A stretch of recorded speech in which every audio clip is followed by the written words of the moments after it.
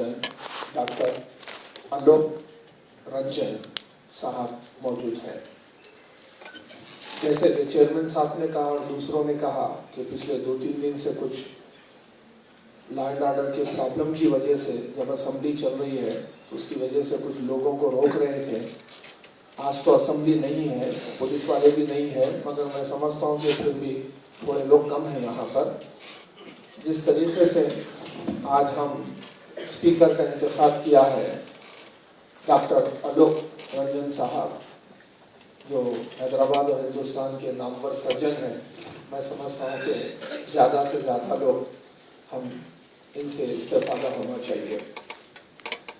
अभी सोमलाल साहब ने जिक्र किया दोस्त के इंतकाल के बारे में कि सही अगर ट्रीटमेंट होता, डिसीजन अगर सही अगर होता तो शायद जान बच सकती थी। दोस्तों, पब्लिक गार्डन वॉकर्स एसोसिएशन और प्रियदर्शनी हॉल में जो डॉक्टर्स को यहाँ पर बुलाया जाता है, जो हैदराबाद और हिंदुस्तान के नामवर डॉक्टर हैं, जो यहाँ पर अवेलेबल हैं घंटा 1.5 घंटे के लिए, जो अपनी अपनी फील्ड और अपना अपना तजुर्बा पेश करते हैं, मैं समझता हूँ कि अगर आप ये हॉस्पिटल में अपॉइंटमेंट लेकर अगर कोई डॉक्टर से मिलते हैं आप, तो इस तरीके से डॉक्टर साहब से इंटरेक्शन हो सकता। और बल्कि हिंदुस्तान के बड़े से बड़े डॉक्टर, लास्ट टाइम पे जो डॉक्टर विजय दीक्षित साहब जो कार्डियक सर्जन थे, उससे पहले कई डॉक्टर्स यहाँ से Indian institute of medical sciences से जो डॉक्टर शक्ति गुप्ता, इतने लोग आए हैं।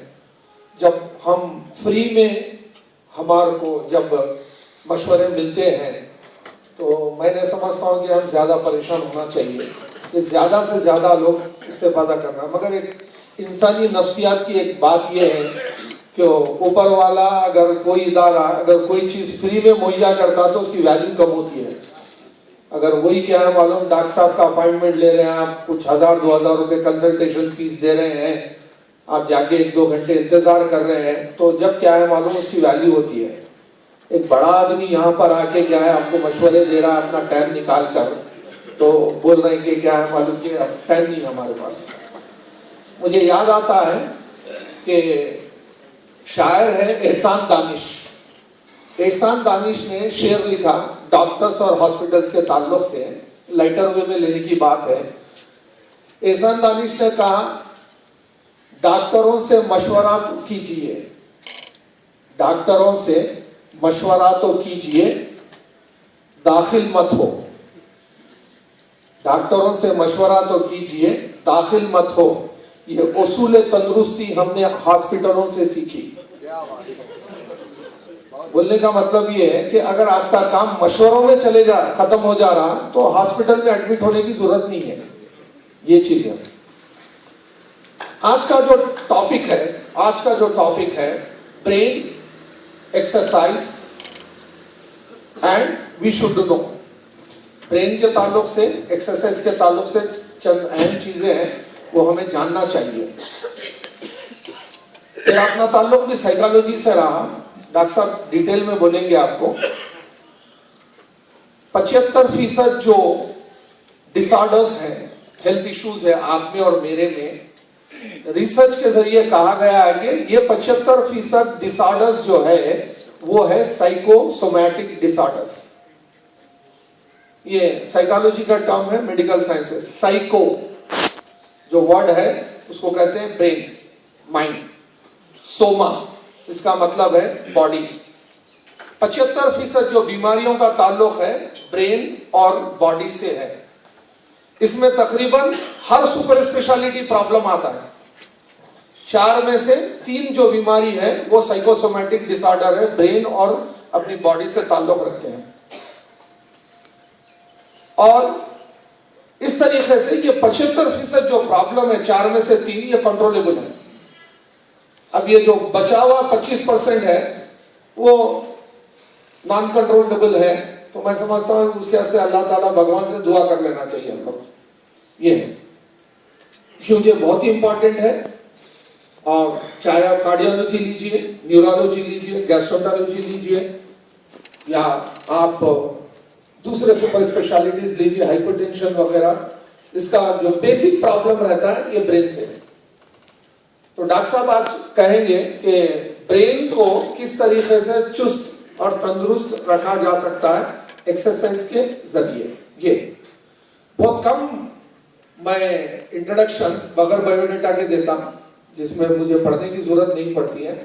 तो उसमें से चंद बायोडेटाज होते हैं। डॉक्टर आलोक रंजन साहब का है। उसकी वजह यह है कि हिंदुस्तान में अगर 10 बेहतरीन कॉलेजेस के अगर रैंकिंग अगर करें आप, उसमें नाम आते all Indian institute of medical sciences, PGI Chandigarh, AFMC Pune, king George medical college Lucknow और शेर Kashmir institute of medical sciences scheme Srinagar. और इन कॉलेजों के अंदर एक नाम आता है CMC Vellore, Christian medical college Vellore. ये हिंदुस्तान के बेहतरीन कॉलेजेस में से है। डॉक्टर साहब का ताल्लुक है न्यूरो सर्जरी। आमतौर पर न्यूरो सर्जरी एमबीबीएस के बाद या तो एमएस, उसके बाद एमसीएच किया जाता है, या एमबीबीएस के बाद डायरेक्ट एमसीएच। तो डॉक्टर साहब का ताल्लुक है एमबीबीएस और एमसीएच। खास बात यह है कि डॉक्टर साहब ने एमबीबीएस सीएमसी वेलूर से किया है और एमसीएच सीएमसी वेलूर से किया है, और उसके बाद तकरीबन 1 दशक से ज्यादा सीएमसी वेलूर में काम कर चुके हैं। तो इससे एक डॉक्टर का जो प्रोफाइल होता है, उसकी जो स्टैंडिंग होती है वो पता चलती है। अब फिलवक्त ये अपोलो हॉस्पिटल में सीनियर कंसल्टेंट न्यूरोसर्जन, जैसे आपको मालूम होगा कि लास्ट टाइम पे जब डॉक्टर विजय दीक्षित साहब जब आए थे, वो हिंदुस्तान और दुनिया के चंद कार्डियक सिटी सर्जन्स में से हैं जो तकरीबन 20,000 बाईपास सर्जरीज कर चुके हैं। तो डॉक्टर साहब का भी जो ताल्लुक है डॉक्टर आलोक रंजन साहब का, मैं समझता हूं कि इनकी जो सर्जरीज की तादाद है न्यूरो सर्जरी की, वो तकरीबन 12,000 के आसपास है न्यूरो सर्जरी। और जरा मैं न्यूरो सर्जरीज के बारे में बोलना चाहूंगा। न्यूरो सर्जरी जो होती है 1-2 घंटे में भी हो जाती है। जैसे ब्लड क्लॉट, खून का जम जाना ब्रेन में, 2 घंटे में सर्जरी हो जाती है। मगर डॉक्टर साहब का जो ताल्लुक है वो है सीनियर न्यूरोसर्जन। इसका मतलब आप जो सर्जरीज करते हैं, जो आमतौर पे ये ब्लड क्लॉट वगैरह नहीं, ये जो होते हैं ट्यूमर होता है, और ट्यूमर में माइक्रो सर्जरी करना पड़ता है। और ऐसे ऐसे सर्जरीज भी होते हैं न्यूरो में, जहां पर सर्जरी करता है डॉक्टर 12 घंटे के लिए, 18 घंटे के लिए, कोई सर्जरी 24 घंटे के लिए भी होती है। सब माइक्रो सर्जरी करते हैं।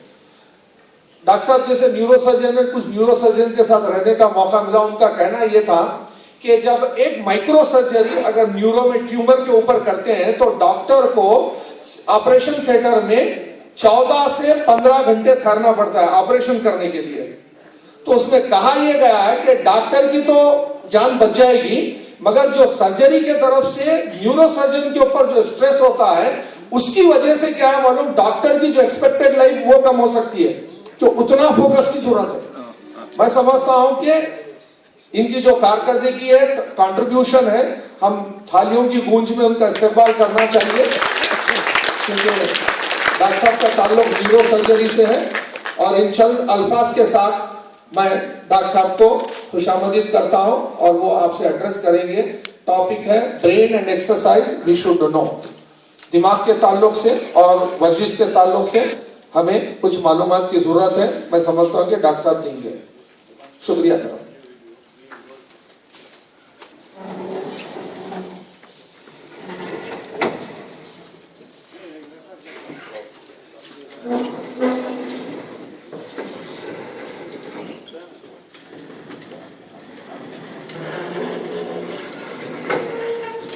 नमस्ते और आदाब। जनरली हैदराबाद में लोग लेट से ही आते हैं जनरली।